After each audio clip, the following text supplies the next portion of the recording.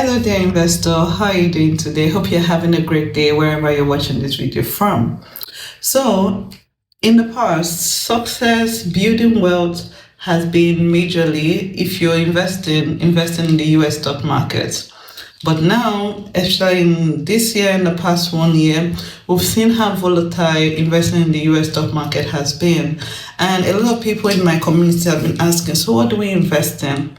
So today I'm going to be giving us at least three ETFs in an emerging market that we should consider in our investment journey.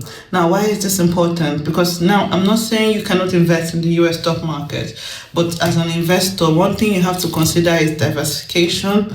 You also want to consider risk.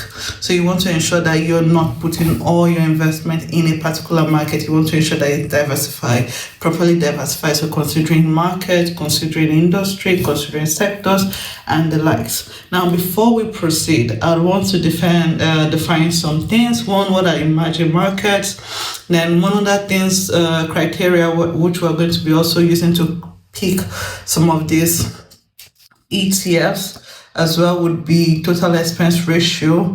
Now, I'm not going to spend so much time on definitions because I have investors beginners book.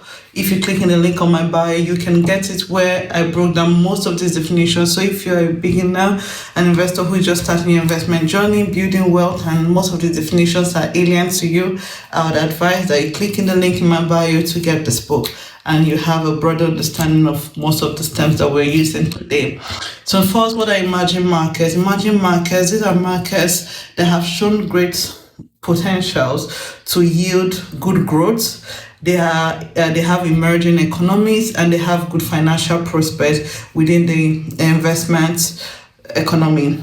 However, they also pose higher risks as compared to first world markets. Example of such emerging economies or emerging markets, I would say, include India, include China being a large part of it, includes Brazil, Mexico, South Africa, right? So now, someone could say, yes, but I'm still very interested in the US stock market. Like I already mentioned, you have to consider concentration risks. So that's one reason why investors' confidence are waning in investing in the US stock market.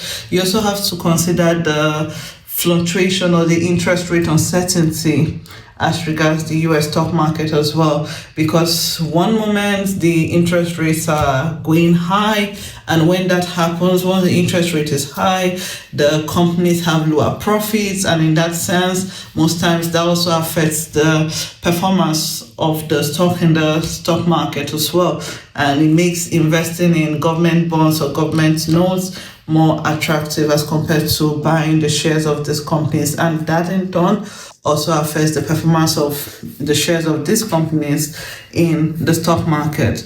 You also look at the US stock market and you can see the fact that a few companies are the ones responsible for the growth and performance we're seeing in the US stock market. And concentration risk is something that no investor should take for granted. Because what that means is that once there's a little issue, something happens to one of those companies, that selects few. Once maybe a policy, once there's anything, so it means the US market comes crashing down. You have some investors that call this the concentration bubble of the US stock market. So there is a concentration bubble. So once anything pokes into that bubble, the risk is that whatever profits you think you're seeing right now, everything could disappear in a whim. Hence why a lot of people are beginning to panic and wondering what else should we do. So hence why we're looking at some of these emerging markets. Now, I'm one person that usually encourages people in my community to say, if you're a beginner investor or you think you don't have the time to be analyzing stocks, the fundamentals and all of those things, I usually encourage people to invest in ETFs. Now with ETFs, you have the lower efforts. You don't have to be invested in the day-to-day. You don't have to analyze stock by stock.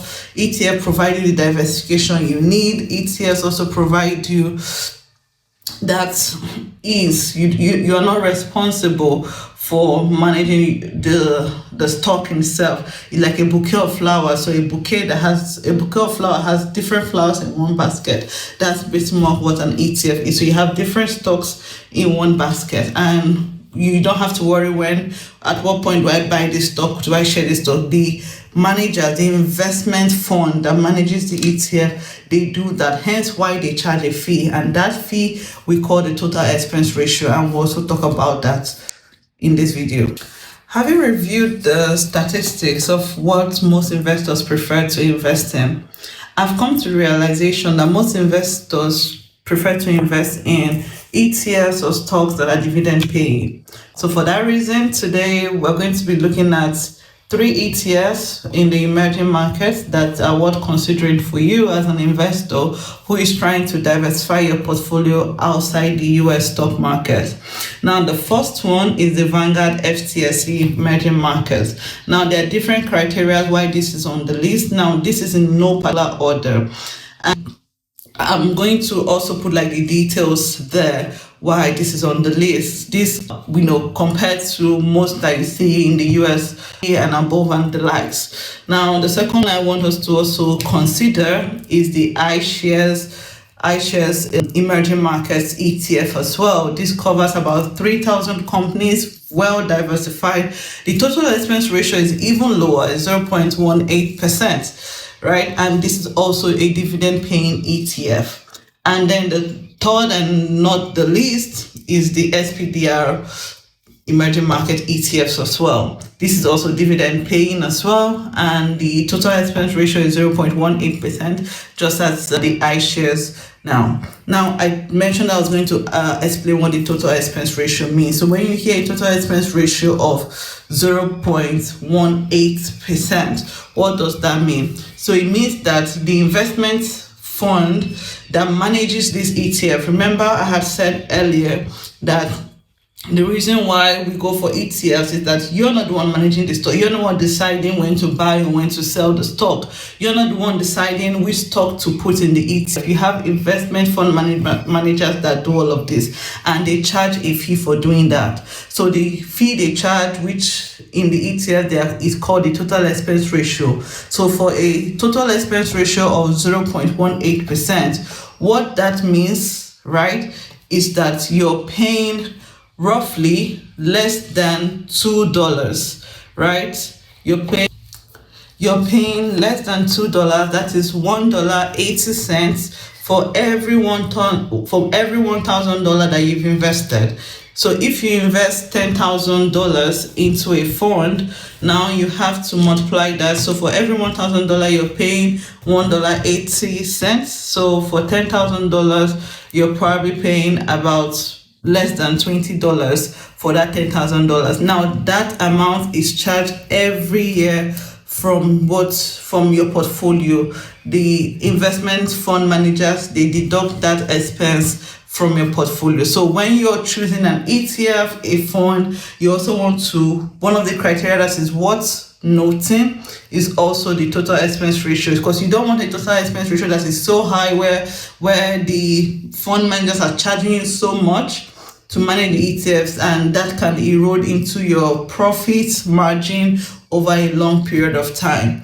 And I hope these 3 ETFs, you're going to look into it and you're going to consider and choose what works for you best. But however, if you need one-on-one guidance in making the right choice for yourself, for your long-term portfolio, please do well to reach out to me via DM, contact me privately, and we can have a conversation as regards that. I hope this video was helpful to you. Please do not forget to like, share, engage as well. You can engage me in the comment, ask questions, and just comment. If you're already holding any of these ETFs, please also comment in the in the comment section that, oh, I'm already invested in this. How's that been for you as well? Right? Thank you so much. I hope you enjoyed this video. Until next time, dear investor, stay invested. Bye.